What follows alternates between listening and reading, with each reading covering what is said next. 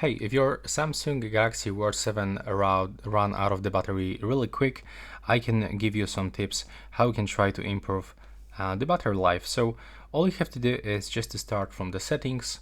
I'm gonna actually make it like that just to show you how it looks.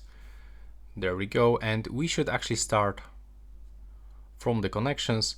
So if you are not using the Wi-Fi, you can just simply turn it off. The same for the mobile networks. So if you are connected with the Wi-Fi, you can simply turn off the mobile networks and vice versa. Then you can simply go below into the display section and change the brightness level. If you often use this with the 100% of the brightness, it will actually take a lot of battery, so try to simply reduce the brightness of your screen.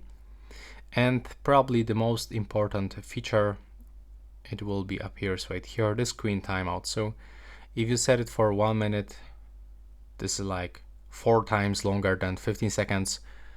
And if you often use your device, then it will stay for the 1 minute. So it's highly recommended to set 15 seconds or 30 seconds at least. You can also try to turn off the raised wrist to wake, so you can manually click on the screen to turn it on.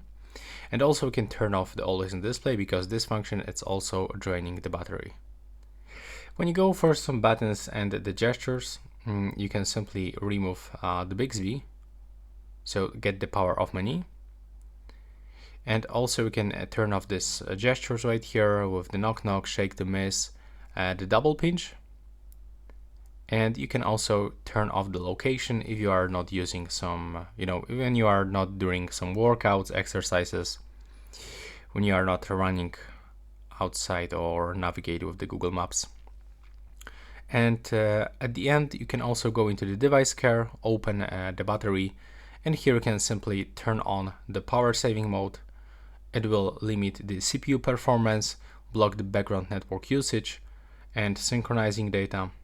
And yeah, this is it for this video. Right now, please subscribe.